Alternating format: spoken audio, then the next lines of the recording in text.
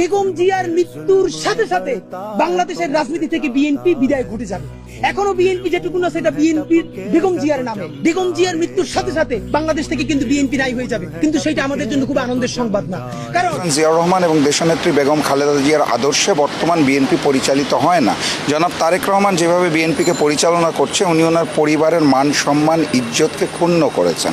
1000 বছরের শ্রেষ্ঠ বাঙালি শহীদ শরীফ ওসমান হাদি যে 1 বছর আগে ভবিষ্যৎবাণী করে গিয়েছিলেন বিএনপিকে নিয়ে, সেটি আজকে বাস্তবায়ন হয়ে গেছে।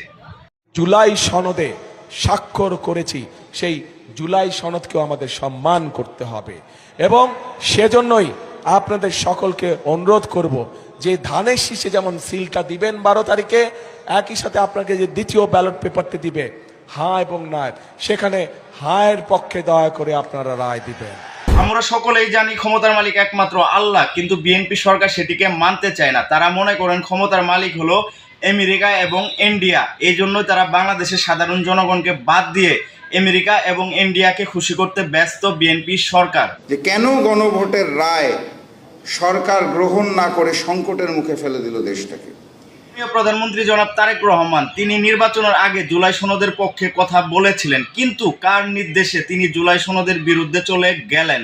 ভারতের এই 3 শর্তের সহমত হলে তারেক দেশে ফেরেন এবং ভারত সব রকমের সহযোগিতা দিয়ে তারেকের জয়ের পথ প্রশস্ত করে। আল্লাহ তোমার কাছে বিচার দিল।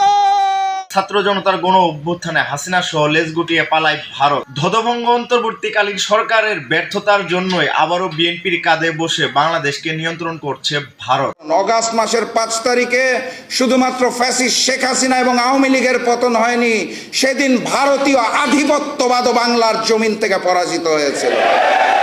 আমরা সকলেই জানি শহীদ রাষ্ট্রপতি জিয়াউর রহমান এবং 3 বারের প্রধানমন্ত্রী বেগম খালেদা জিয়া তাদের জীবন দশায় তারা সারা জীবন ভারতের আগ্রাসনের বিরুদ্ধে কথা বলে গিয়েছেন, আর আজকে তাদের সন্তান জনাব তারেক রহমান ভারতকে প্রভু মনে করছেন।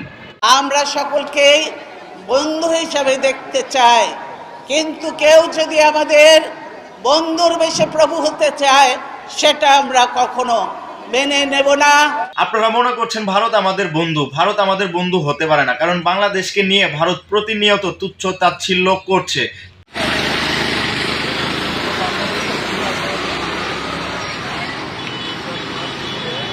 শেষ বিএনপির নেতাকর্মীদের একটি কথাই বলতে চাই, 5 আগস্টে স্বৈরাচার খুনি হাসিনাকে আমেরিকা এবং ভারত রক্ষা করতে পারেনি, তেমনি ভাবে বিএনপি সরকার কেউ বাঁচাতে পারবে না।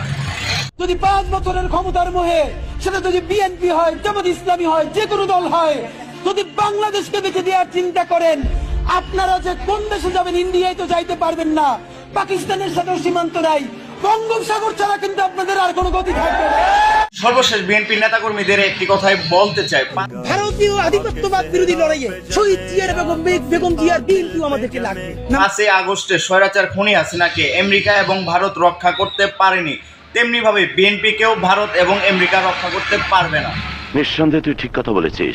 জনগণ যেহেতু ক্ষমতার মালিক, জনগণই এই ক্ষমতা ছিনিয়ে নিবে ইনশাআল্লাহ।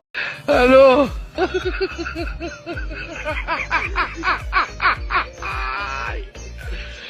ওরা কেন